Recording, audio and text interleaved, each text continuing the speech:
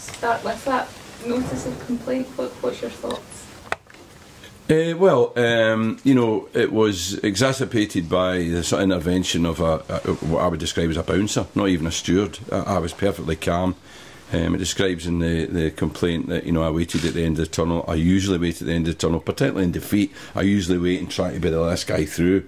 You know, I don't scuttle off into the dressing room. I usually wait till the players go off, including usually some sort of, you know, of any of the opposition that I know. I have say well done to them, and that's what happened. And then when I went in the tunnel, I was going to have you know, a word with the referee about what I thought was a diabolical decision, and it was a diabolical decision by the same referee for second time in 2 years in the same fixture.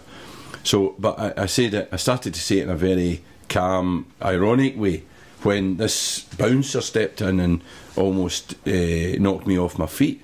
And it was that altercation that disintegrated between the door into the tunnel and up to the front, up to the referee's room, that was you know, I was having a running battle with this bouncer. And it was only then when the referee was able to disappear into his dressing room without me being able to speak to him that I shouted something, you know, and absolutely what says in the report is what I shouted.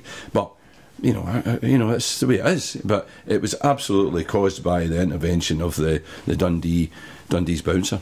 Is there frustration for you as well? Like, you're going to get punished for what happened after it? I don't know. I'm going to get punished yet because I'm going to go out and defend it.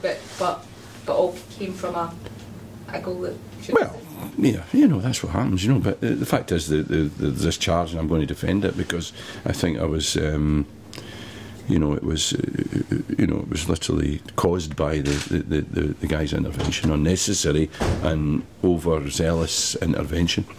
Well, you're back at club duty after the international window. How do you reflect on the results and where the group stands for Scotland after? Well, I mean, it's going to be difficult, no doubt about it. But it's not over. I think that, you know, from our point of view, certainly from my point of view, and I've not really spoken to Gordon at length, any length whatsoever since I left Wembley on Friday night. I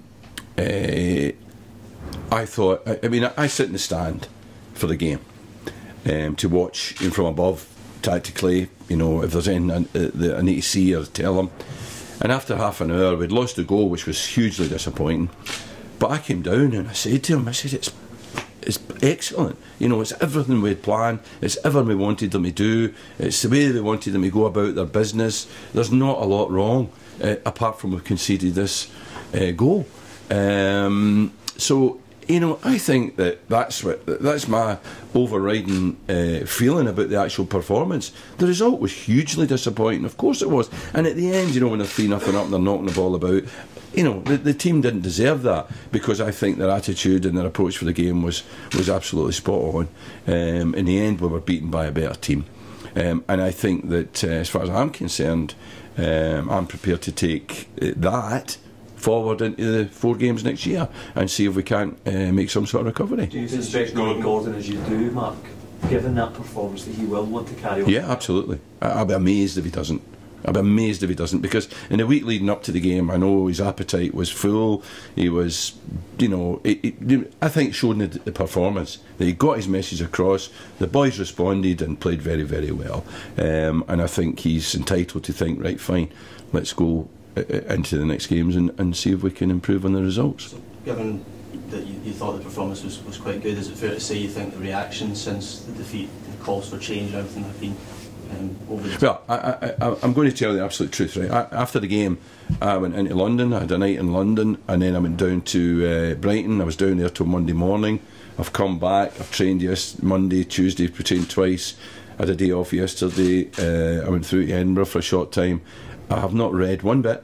I've avoided any, you know, and there's a bit of self-preservation in that, of course, but, you know, any knowledge of what's been said has been secondary and has been minimal. So, you know, I'm not affected by that. So, and I know Gordon's the same. So, you know, we have our views. I'm sure I have my view. Gordon has his view, and everyone, including yourselves, is entitled to their opinion. Of course they are. That's the business we're in. But, you know, as far as I'm concerned, I'll be looking forward to the next games. you know, in particular, I cannot wait for the game in June. You know, I want to get the other games, of course I do, and want to do well in them, but I want to be here for that game when we play England at Hampden. So whatever anybody else says, we'll just keep doing it until somebody tells us, you know, takes the keys off us, you know, and we can't do it, you know. I think into all the different opinions and views, and it's a bit of despondency about how the table looks, and this kind of knee-jerk reaction after a result like that, it's changed this or changed that. In your eyes now, do you see the progress then from when you as a team came in to where the squad are now? You know, progress, you know, I think in some ways our results and our overall performance in the last campaign, you know, is better than it is this campaign. However, you still have to be honest. You have to be honest. You have to look at the players that we have available. You have to look at the opposition. You know, don't judge it as the same thing. Things evolve, things change, circumstances for each game are different, you know, and you have to look at that and be honest about it. You know, you can't just, you know, be blind. It's not willful blindness, you know, where, you know, oh, we're not taking into account any other circumstances other than the result. You know, that's not fair. You know, so yeah, maybe last year we had, you know, they had a game against Ireland, which was a great performance, a great result. We've not had one of those big results and big performances yet, but you know, that's what we're working towards. You know, we were close to it at Wembley, you know, in some ways, and that's what we'll take into the game, the next home game, that we want that big performance. And you know, I feel then, you know, if we go into that game and you know, and it was to be abject, then clearly questions need to be asked. But I think so far Gordon's done just about as well as we could be expected to do. Would you suspect, Mark, if it does become mathematically impossible, there would be a change? No, I wouldn't suspect it, because if we go out and play as well as we played for that hour against England, against all these other teams, you can still get beat.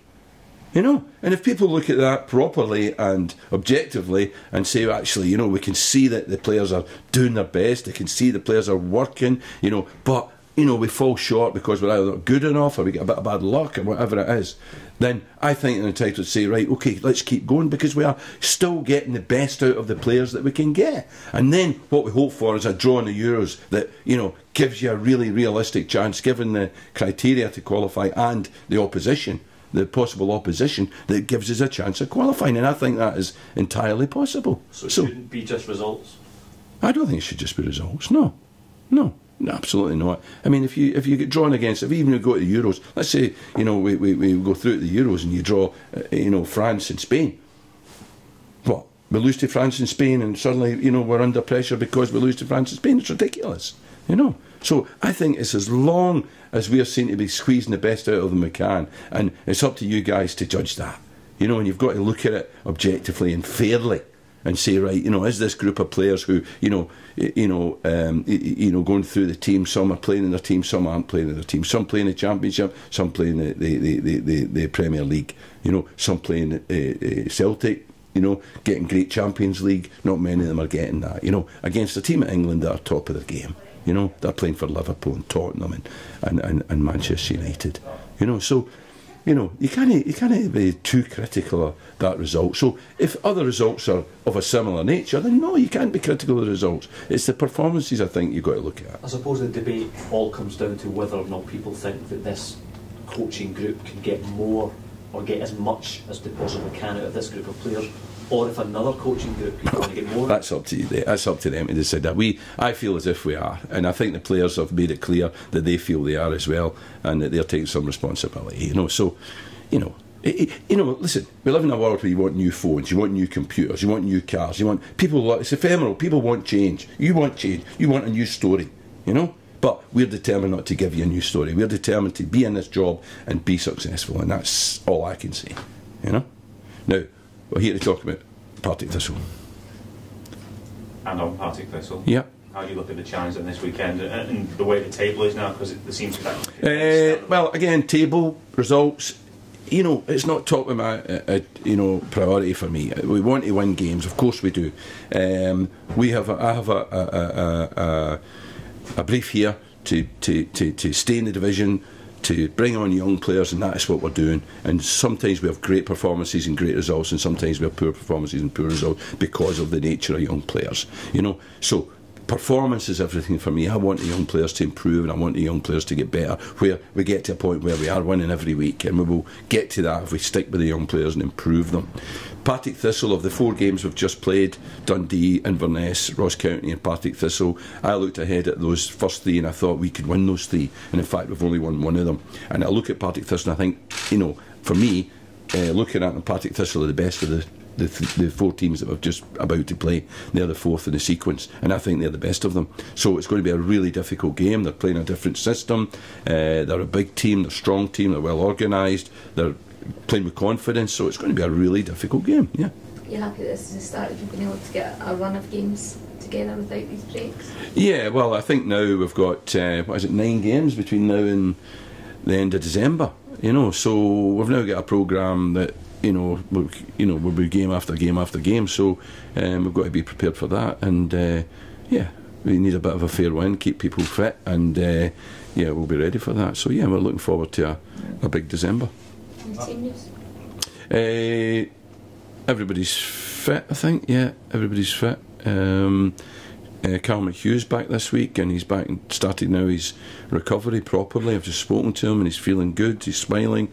He's still got to be incremental and get there over a sort of, there's a way this has to happen, but you know, we're looking forward to him back in the new year. But otherwise, excuse me, everybody else is fit.